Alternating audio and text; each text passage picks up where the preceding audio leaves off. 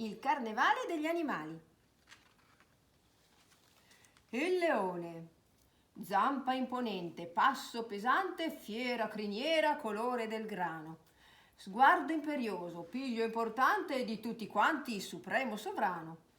Mentre trionfa tra musi stupiti, ricama l'aria con grandi ruggiti. Bestie e bestiole son senza parole, tace persino la luce del sole. Esce di scena e dietro di sé lascia al silenzio il ruolo di re. Galli e galline.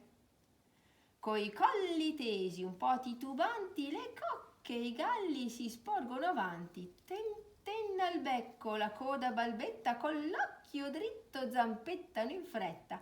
Un gallo gongola, col capo accenna, in alto sciocco si leva e si impenna.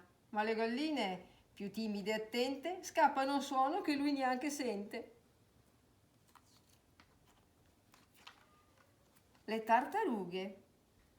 Calma la mente, calmissimo il passo, cammino lenta, più lenta che posso. Sollevo piano, pianissimo abbasso, 1000 profumi mi calano addosso.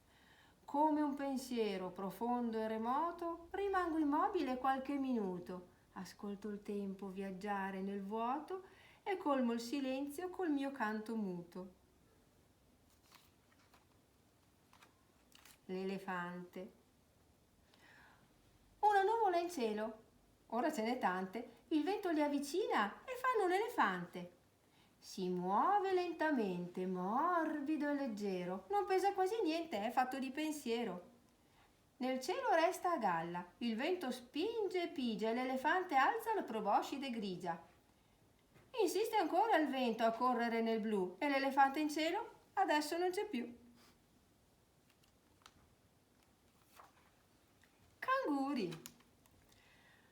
Con 2 zampe come molle e una coda color crema che non stanno mai in panciolle. La cangura ha un bel problema, che il figliolo non le cada e ha inventato un suo sistema per non perderlo per strada.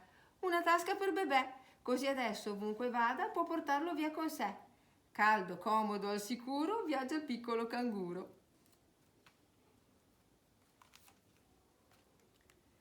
Aquarium. Pesce che non dice, pesce che non canta, pesce che non riesce a capire ma ti incanta. Acqua che sussurra, acqua che gorgheggia, acqua che risucchia, che risalta, che volteggia. Pinna che si spiega, pinna che riaffiora, pinna che si pitta di ogni tinta dell'aurora. Acqua che si calma, pinna più vicina, pesce che sparisce nella nebbia bollicina. E ci sono personaggi dalle lunghe orecchie. Parlo di chi ha lunghe le orecchie e nella vita ne ascolta parecchie, ma su ogni cosa avrà da ridire, sciocchi giudizi da distribuire. Per fare il critico sa di essere nato, sentenzia e giudica tutto il creato, e non appena nota uno sbaglio, subito è pronto ad emettere un raglio.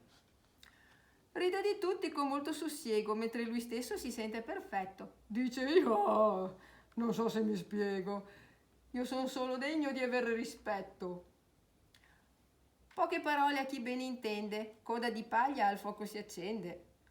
Tanto alla fine poi l'asino casca e chi vuole capire capisca.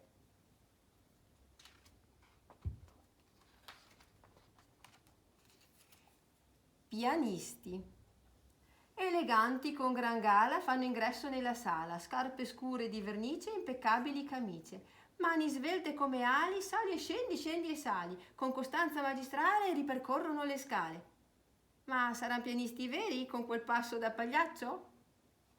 Oibò, ma no, sono pinguini bianchi e neri che saltellano sul ghiaccio.